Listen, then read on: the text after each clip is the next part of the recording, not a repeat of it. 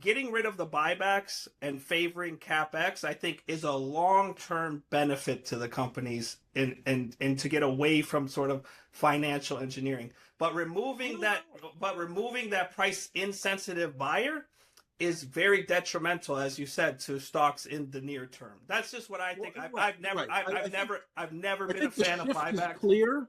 I think the shift is clear. These companies, none of them have acquired well. And so the premise that they are going to use this CapEx well, maybe they will. But it's not like they have a great, they have unbeatable brands and have been capital light for decades. And now, just because they happen to have these great brands, we're now going to give them credit for being excellent stewards of heavy capital spending businesses. I'm not willing to do that. Now, that said, they could. Like, you don't want to short these great companies just because they're shifting from, but you lose the price support of buybacks, which is unquestionable, not only for the stocks themselves, but the market breadth in general. Like, when Apple buys their shares, the seller has cash and they reinvest in SPY. They don't reinvest in Apple because that's what they literally just sold. So they reinvest in SPY. So the buybacks are a big positive force in multiples. And I don't know. I think you're right that it's generally, I don't even know. I don't even know if like companies are good at CapEx. I don't know. Right now. We sure? I guess the question is how quickly will the market credit it? Right. And how quickly will, and it was definitely met with some skepticism last week. None more than Google, because Google put up like decent numbers and then announced like crazy CapEx and couldn't hold a bid. And then even in their bounce off their lows are still trading under where earnings came out, still trading under that like 330 area. So they could have easily, with a rally on Friday of its magnitude, could have easily gone shooting up to 340 and everyone would have been like, oh, okay, all right. That was like what Apple did on its earnings. It initially traded like shit, but it's traded really well since. Right. But that Google was like that. No, it didn't finish people well. Are just hiding. Apple's just. I would assume Apple will do the opposite of what the rest of the sector does right now. Mm-hmm. So you know what? Like last week was almost like a year's worth of trading and market moves condensed in a week. I was looking at charts and I'm looking at metals earlier today.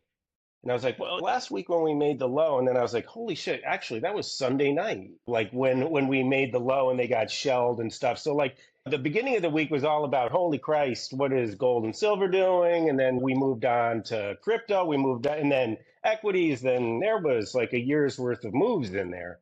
So as Friday ended, I'm going to put metals or any of the ancillaries aside, just focusing on where the indexes ended. We came up 200 handles into resistance. A lot of the charts that got murdered in tech did the same thing, kind of came off really solid support areas and they're down 25-30%, getting smoked into them and have bounced.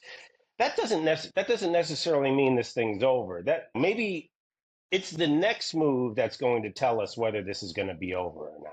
There's no fucking way the only chance we had at extending Friday's gap and go. Gap and goes do happen, and I think Friday's gap and go was basically technical.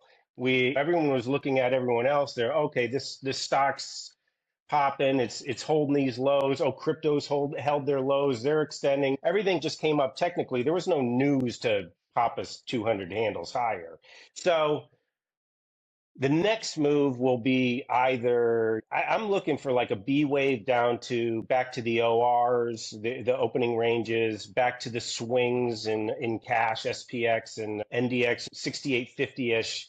Now, if we everything needs a little bit of a pullback from here. If we can pull back and we can hold those levels and everything seems copacetic from there, then yeah, we could work our way back up to all-time highs, extend from there, have the energy to do it, have the bullshit to do it. But I think that what you're saying is that I think that the CapEx, like what are they doing with CapEx, will constantly be seeping back into the conversation, which will never allow us a full clean breakout like everyone is looking for.